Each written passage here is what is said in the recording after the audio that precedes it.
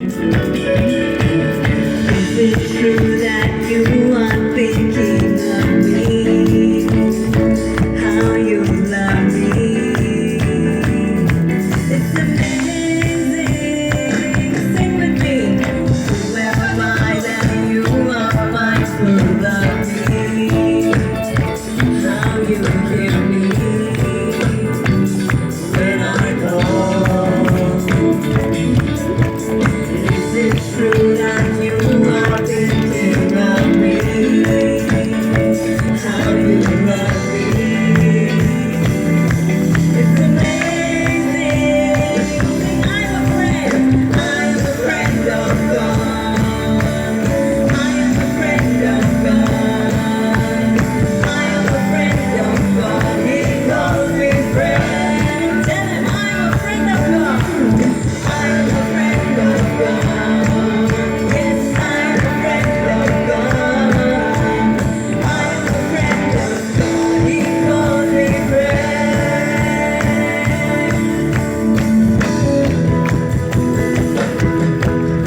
Who am I that you are mindful of me? शांति का माहौल था। क्लास 10 के एग्ज़ाम के बाद मेरे कमर में अचानक से दर्द होने लगी और वो दर्द धीरे धीरे मेरी बढ़ने लगी। और जब दर्द बढ़ने लगा तो मेरे बड़े भैया ने गुवाहाटी में मेरी ट्रीटमेंट चालू की।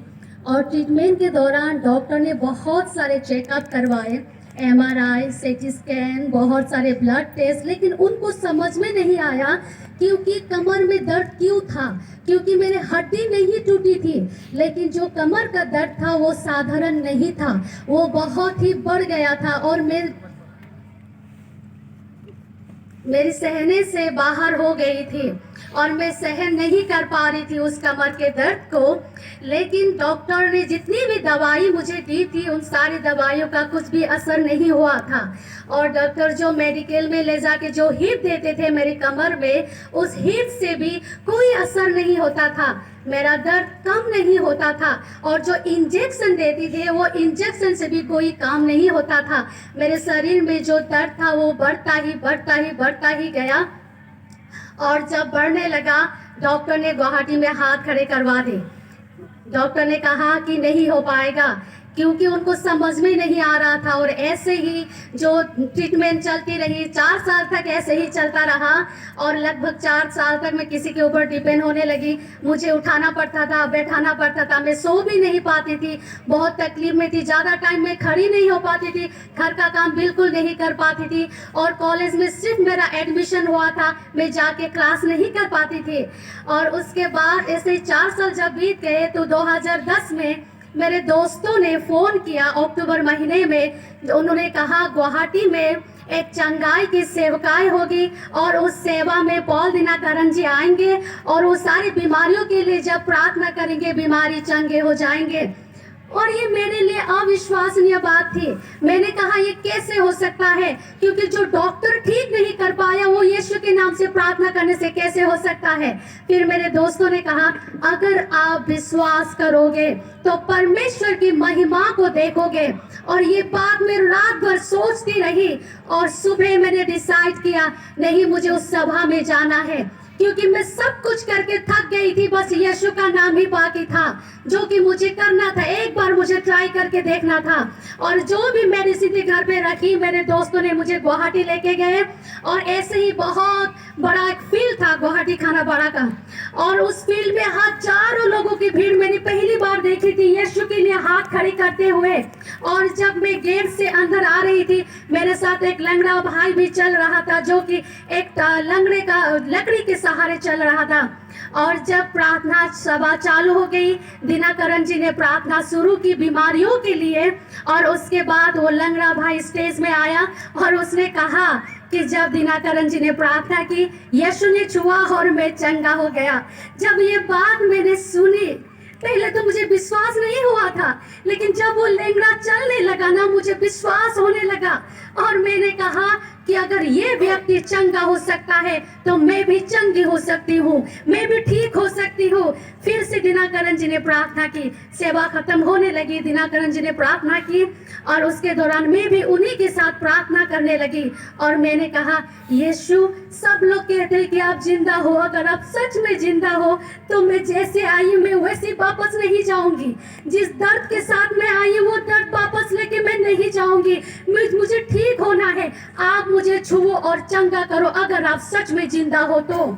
और उसके बाद मेरे शरीर में गर्माहट से एक महसूस होने लगी और ऐसा लगा कि किसी ने मुझे छुआ मेरे कमर में और मुझे पता चल गया था कि यीशु की अद्भुत उपस्थिति थी। पता नहीं उसके बाद मैं कैसे खड़ी हो गई अचानक से, जो कि कमर में दर्द था मेरा और वो दर्द अचानक से ठीक हो गया। जब वो ठीक हो गया मुझे हैरानी हो गई कि ऐसी क्या बात है यीशु में, जिसको मैंने कुछ नहीं दिया, बस मैंने एक बार पुकारा वो आ गया और मुझे छू के चंगा कर दिया। हालेलुया। उसके बाद वो सारी जो भीड़ थी उसकी वजह से मैं गवाही नहीं दे पाई, लेकिन उसके बाद मैं जीसस कॉल्स मिनिस्ट्री के यंग पार्टनर बनी और उसके बाद मैंने परमेश्वर की ऐसी दया हुई कि मैंने अपनी पढ़ाई मैंने कंप्लीट की, ग्रेजुएशन मैंने कंप्लीट की और परमेश्वर ने मुझे आशीष की। और उस दिन मैंने निर्णय लिया कि मैं यीशु के पीछे चलूंगी, चाहे कुछ भी हो जाए यीशु के पीछे चलूंगी। और उसके बाद परमेश्वर ने आशीष करके मुझे इतना अच्छे हस्बैंड दिया। मुझे मेरा 3 साल का मेरा बेटा है, मेरे हस्बैंड स्कूल में टीचर करते हैं और हम तीनों मिलकर स्टूडेंट्स के बीच में जाते हैं, फैमिली के परिवार में जाते हैं, अपनी गवाही को बताते हैं और परमेश्वर की सेवा करते हैं। हालेलुया। परमेश्वर की महिमा हो। इन सारी बातों में परमेश्वर का धन्यवाद और आप सबको आशीष मिले।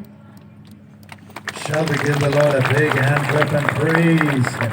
Thank you, Jesus. I'm meeting you for the first time after the miracle. शरीर में प्रॉब्लम था, उसका शोल्डर जो जॉइंट था पूरी तरह से लॉक था और उसका बैक में इतना ज़्यादा पेन था, तो मतलब वो घर के काम करने में प्रॉब्लम होता था, वो कुछ भी कर नहीं पाता था। मतलब वो हम लोग का वहाँ पर जो लोग आसपास के थे वो लोग बोल रहे थे कि ज़्यादा दिन नहीं है, मतलब ये आखिरी समय में अभी जा रही है। फिर हमें पहले यीशु मसीह के बारे में कुछ भी पता नहीं था। वो फर्स्ट टाइम था जहाँ पर इसका मीटिंग हो रहा था, वो भी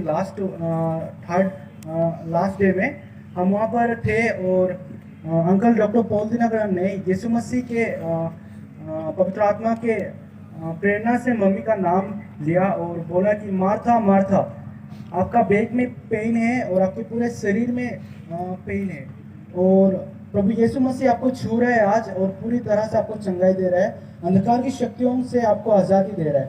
उसी समय मेरा मम्मी का हाथ मतलब इतना लोग ऐसा था कि वो इतना तक भी ऊपर उठा नहीं पा रही थी हाथ, और बैक में पूरा पेन था और बॉडी में उसका पेन था। फिर प्रार्थना के दौरान पवित्र आत्मा ने मेरे मम्मी को छुआ और उसका हाथ ऊपर उठाकर वो यीशु मसीह को स्तुति करने लगा। फिर हम मतलब चकित हो गए क्योंकि हमने कभी भी यीशु बुलाता है सेवकाई के बारे में सुना नहीं था कभी भी, और अंकल डॉक्टर पॉल दिनाकरण के बारे में भी मैंने कभी नहीं सुना था। तो ये यीशु मसीह ने किया है और उसी को सारा आदर में प्रशंसा मिले। और उसके बाद मेरा मम्मी ने मुझे यंग पार्टनर प्लान में एनरोल करा दिया। फिर मैं पढ़ाई में बहुत ज़्यादा वीक था, मुझे मतलब इतना ठीक से আৰু এতিয়া নাগালেণ্ড লগা ধাৰ্মিক মানুহখান চব জমা হোৱাটো একদম খুচি আছে। You come running here. আপুনি খান ইমান দুখ থাকিলেবি বলাই কিনে ইয়াতে আহিছে। And the Bible says about you in Proverbs 18:10. Proverbs 18:10 के बाइबल के इतोहे কৈ কিনে আছে। The name of the Lord is a strong tower, and the righteous run into it, and they are safe. ঈশ্বৰ লগা নামটো হইলে একদম শক্তি থাকা উচ্চাই আছে, তাতে ধাৰ্মিক খানটো বলাই কিনে আহে। Yes, my friends, you have said, the name of the Lord is my strong tower. আপুনি খান বি ইতোহে কৈ কিনে ঈশ্বৰ লগা নামটো আমি লগা শক্তি আছে কৈ কিনে আহিছে। I will reside in it, and I will be safe. আমি ইটো শক্তিতেহে থাকিব আৰু ৰক্ষা পাব। Yes, even from today, God will keep us. We are going to praise and thank God. এতিয়া অলপ সময়তে আমি খান চবটো গানা কৰি কিনে ঈশ্বৰকে মহিমা কৰিব। and lift up the name Most High. আৰু ঈশ্বৰৰ লগা নামটো উৎসাহ কৰি কিনা মহিমা কৰিব Can you tell me whose name it is? আৰু কোন লগা নাম আছে এইটো ক'ব পাৰে নেকি Can I hear you say it? ক'ব পাৰিব নেকি Whose name is it? কোন লগা নাম আছে Can you say it a little louder? অলপ জোৰ পৰা ক'ব নেকি A little bit louder? Jesus. আৰু এইটো জিজাছ আছে যিচু আছে Amen. What a Amen. joy it is to even say